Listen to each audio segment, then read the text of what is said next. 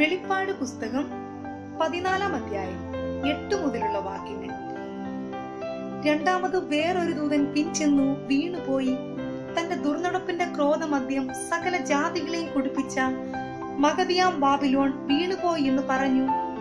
മൂന്നാമത് വേറൊരു ദൂതൻ അവരുടെ പിന്നാലെ വന്ന് അത്യുച്ചത്തിൽ പറഞ്ഞത്, മൃഗത്തെയും അതിന്റെ പ്രതിമയും നമസ്കരിച്ച് നെറ്റിയിലോ കൈമേലോ മുദ്ര ഏൽക്കുന്നവൻ ദൈവകോപത്തിന്റെ പാത്രത്തിൽ കലർപ്പില്ലാതെ പകർന്നിരിക്കുന്ന ദൈവക്രോധമദ്യം കുടിക്കേണ്ടി വരും.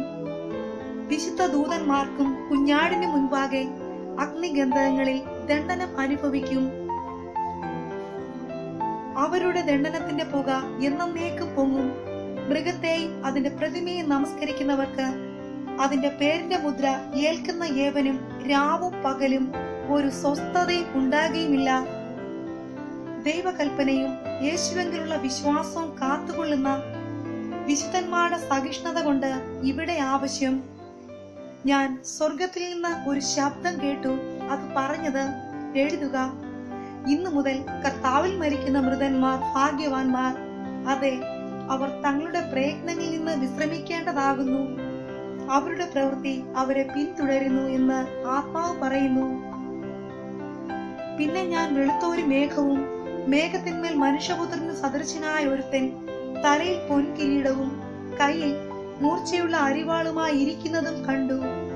മറ്റൊരു ദൂതൻ ദേവാലയത്തിൽ നിന്ന് പുറപ്പെട്ടു മേഘത്തിന്മേൽ ഇരിക്കുന്നവനോട്, കൊയ്ത്തിന് സമയം വന്നതുകൊണ്ട് നിന്റെ അരിവാൾ അയച്ചു കൊയ്യുക.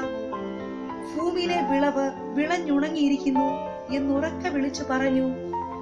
മേഘത്തിന്മേൽ ഇരിക്കുന്നവൻ അരിവാൾ ഭൂമിയിലേക്ക് എറിഞ്ഞു. ഭൂമിയിൽ കൊയ്ത്ത് നടന്നു. മറ്റൊരു ദൂതൻ സ്വർഗത്തിലെ ആലയത്തിൽ നിന്ന് പുറപ്പെട്ടു. അവൻ മൂർച്ചയുള്ള ഒരു കോങ്കത്തി പിടിച്ചിരുന്നു.